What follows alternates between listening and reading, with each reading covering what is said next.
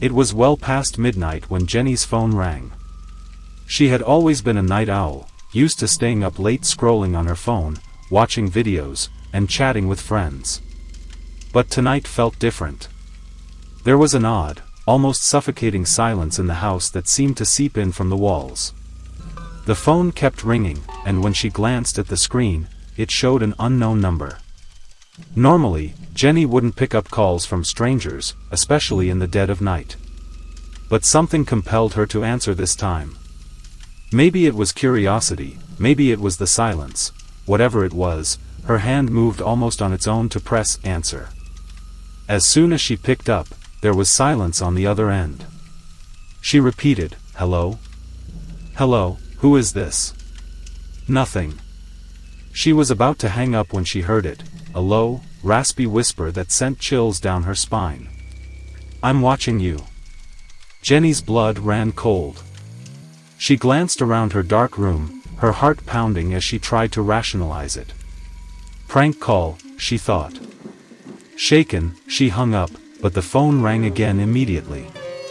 This time, she didn't answer, but a text came through. The words on her screen read, "I know where you are." Fear gripped her as she locked her phone and looked around.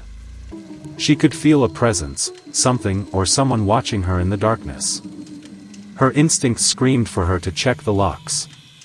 As she crept to her bedroom door, the floor creaked beneath her feet. In the eerie silence, every small sound seemed amplified, making her heart race. She peered into the hallway, half expecting to see a shadow lurking there. But the hall was empty. Taking a deep breath, she moved quickly to check the front door, her fingers trembling as she double-checked the lock. Then, a text came in again, "I'm closer than you think." Panic started to set in as Jenny frantically looked around, searching for any sign of an intruder. But her apartment was empty.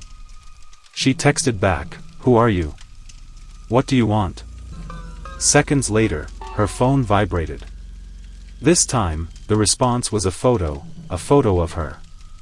Taken right outside her bedroom window. Jenny's heart stopped. She lived on the 3rd floor, and there was no balcony outside her window. The image showed a dark figure silhouetted against her curtains, standing outside, watching her. Realizing she was no longer alone, Jenny stumbled back, error-stricken. She locked her bedroom door, barricading herself inside. She dialed 911, but before she could speak, the line went dead. Her phone screen showed one last message, "I'm inside." In that moment, she knew she had made a grave mistake. She had ignored her instincts, her inner voice that had warned her to ignore the call. The figure loomed closer, and her vision blurred as darkness swallowed her, the lesson clear: sometimes, curiosity can lead to unimaginable horror.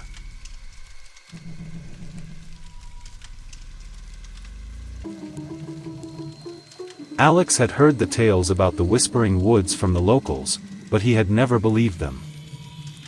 It was a dense forest at the edge of town, shrouded in mist and mystery. They said the woods were haunted, that people who ventured in alone at night sometimes never returned. Alex scoffed at the stories, believing they were just tales to scare kids. One night, on a dare, he decided to prove everyone wrong. Armed with only a flashlight and his phone, he entered the woods, determined to walk through to the other side and laugh about it in the morning. At first, everything was silent, save for the occasional rustle of leaves and the hooting of distant owls. But as he walked deeper, the air grew colder, and the forest seemed to close in around him. The deeper he went, the more oppressive the darkness became. The light from his flashlight barely penetrated the dense fog that wrapped around the trees like a living thing. Suddenly, he heard it, a whisper, faint but unmistakable, coming from somewhere in the darkness. He stopped, his heart pounding. "Who's there?" he called out, but only silence answered. He pressed on, trying to shake off the feeling of unease, but the whispers grew louder, more insistent.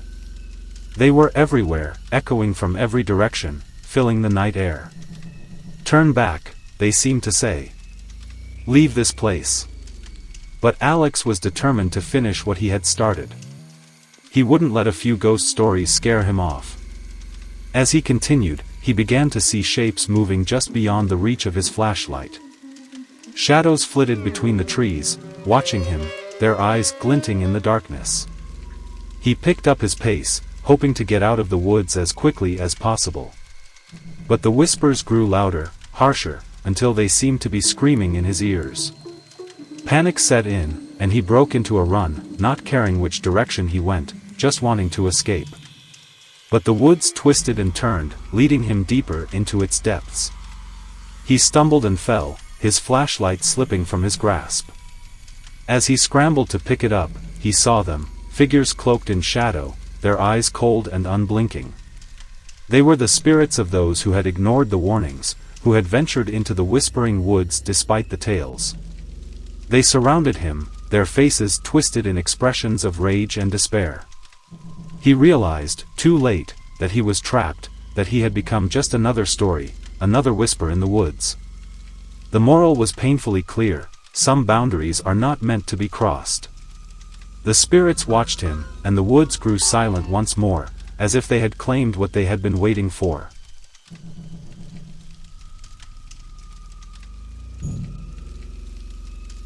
Driving through the mountains at night, Sam was exhausted. He had been on the road for hours, and the winding roads were taking their toll.